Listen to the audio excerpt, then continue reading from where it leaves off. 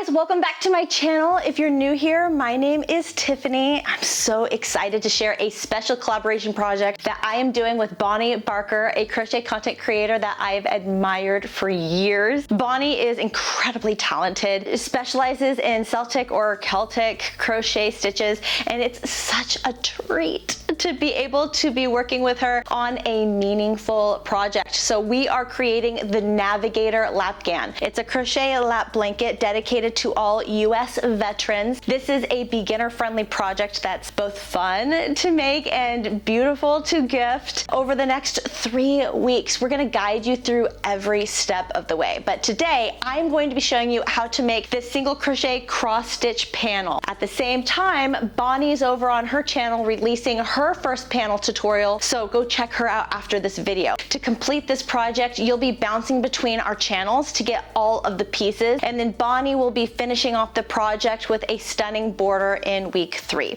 So let's go ahead and get started and honor our veterans with this amazing lapghan. All right, so materials. The yarn that I used to make this panel is paint box yarn, the Simply Aran. It's a size 4 weight yarn. I got 2 colors here. The main body is made with SA74 Cerulean Blue, this beautiful blue color, but I'm also using a deeper blue color for the border, and that is SA68 Deep Sea Blue. It's important to have the border included with this panel so that way we can join the panels together later. The crochet hook that I'm using is an H8 5mm crochet hook. You're going to need a yarn needle tapestry needle to weave in your ends, a pair of scissors, and a measuring tape to make sure that you're staying on dimension. All right, I'm going to have links for you for everything you see here in the description section below to help you out if you need help getting your materials. Otherwise, go ahead and collect your things and let's go. Now that we're ready to get started on the single crochet cross stitch panel, let's talk about the most important part of this project, meeting the target dimensions. For this panel right here,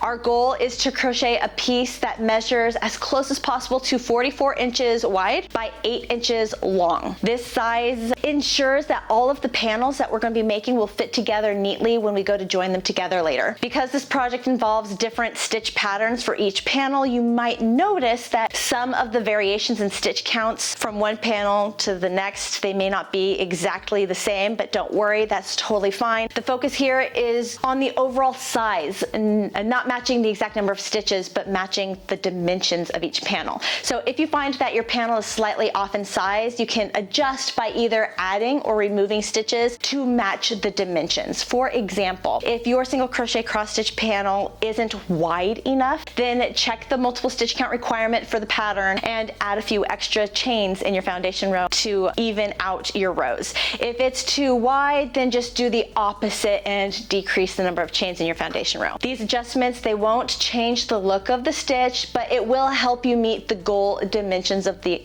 total project. Tape measure is going to be your best friend. For this part, you'll want to check your progress periodically to ensure that you're staying on track. And if you're struggling with adjustments, don't hesitate to reach out to Bonnie or myself for help. We're happy to guide you through it. And with that in mind, let's dive into the stitch demonstration. This pattern is worked in a multiple stitch count of a multiple of 2 plus 1. I'm going to start with that cerulean blue color for the inner body of my section. Start by chaining a total of 145 chains. For row 1, we're going to single crochet in the second chain from our crochet hook, and then just make 1 single crochet stitch in every chain all the way across for row 1. You're going to end row 1 with a total of 144 stitches.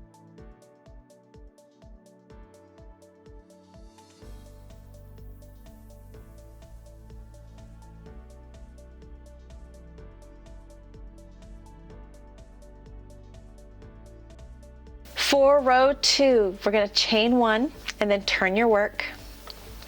Single crochet into the very first stitch. Now I'm going to just go with the pattern with you. Skip the next stitch, single crochet in the following stitch, stitch loosely, and then single crochet into the skipped stitch. Again, loose tension. If you go too tight, it's going to bunch. Skip the next stitch, single crochet in the following stitch, stretch out that loop, and then single crochet into the skipped stitch. And then repeat this pattern. Skip the next stitch, single crochet into the following stitch, and then single crochet into the skipped stitch. That's it. That's all you're going to repeat for row 2.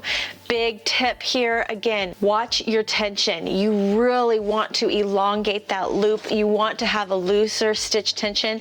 If you know that you stitch tight, maybe go up a crochet hook size with this.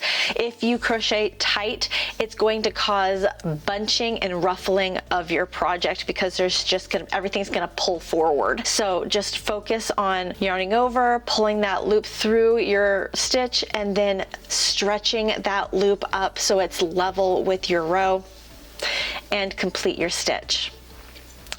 I'm purposely going to overemphasize the demonstration so that you get an idea of what I'm talking about. At the end of row 2, we're going to make our last little single crochet cross stitch here, and single crochet, just one single crochet in the very last stitch to cleanly end the row. Now, guys, you're gonna love this. For row 3 through the end of row 23, you're just gonna repeat row 2. Chain 1, turn your work, single crochet into the first stitch, then skip the next stitch, single crochet into the following stitch loosely, and then single crochet into the skipped stitch loosely. And repeat this process all the way across and all the way up through row 23. Complete this section, and I will meet up with you at the end of row 23 to show you how we're going to work the border.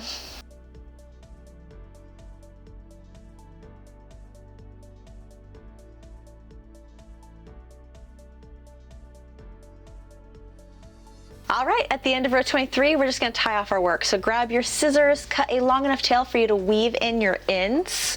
It's about 5 to 6 inches long. Then yarn over your tail and pull the tail through the loop on your crochet hook and pull tight for your slip knot. Boom. Now grab color 2. This is going to be that darker blue paint box yarn, the color deep sea blue. Do not turn your work. Looking at this side, we're going to go ahead and slip stitch into this upper corner stitch. Go ahead and form a slip knot with this new color yarn, attach your crochet hook, and slip stitch into that very first stitch just to attach the new color to the project. Very nice, very nice. Then chain 1, single crochet into that same stitch you just slip stitched into, and then make 1 single crochet stitch in every stitch all the way across the top section of this particular rectangle. You should end this top section with 144 stitches. Isn't that pretty?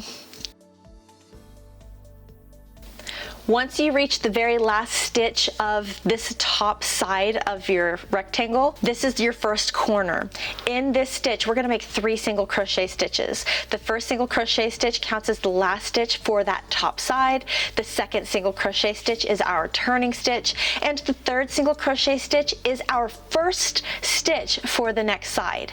Now what you're gonna do is you're going to work 1 single crochet stitch in the side of every single row. We made a total of 23 rows. So you should have a total of 23 stitches along the side. If you don't know exactly where to place your crochet hook, it's fine. Do the best that you can to follow a row and just make sure your count is on. 23 rows, 23 stitches.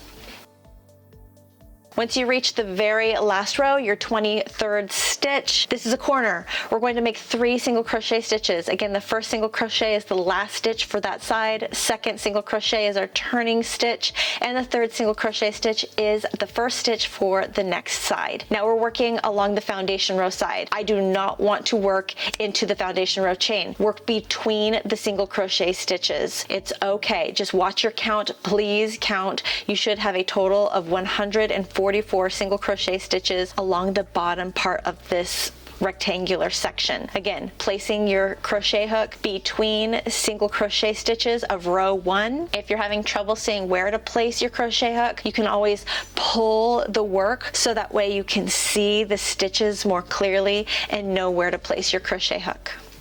Once you make it to the very last stitch, stitch 144, again, this is corner 3. Make 3 single crochet stitches into this stitch and turn your work. We are now on to the fourth side, the final side for this border. Just repeat what you did on the other side here. Again, 23 rows, making 1 single crochet stitch on the side of every row.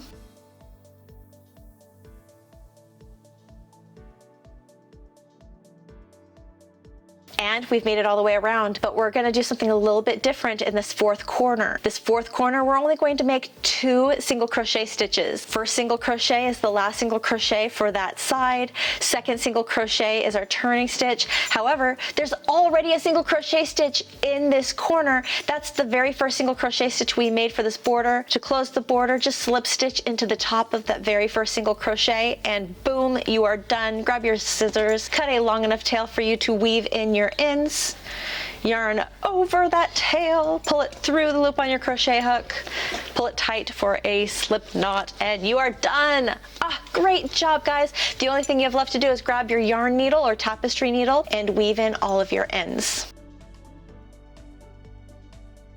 Once you've finished the panel, make sure to block it if needed. Blocking can help even out the edges, or if there's any ruffling, it gives the panel this nice polished look. If you're loving this project, don't forget to like this video and subscribe to my channel for more tutorials. Be sure to check out Bonnie's channel next for her first panel tutorial. Let us know in the comments if you're making this for a veteran or for someone special. And don't forget to come back next week for the textured stitch panel that I'm going to be showing you, and for whatever second panel that Bonnie is going to be showing you. Thank you so much for crocheting with me today and being a part of this incredibly special project that honors our veterans. Let's make a difference one stitch at a time.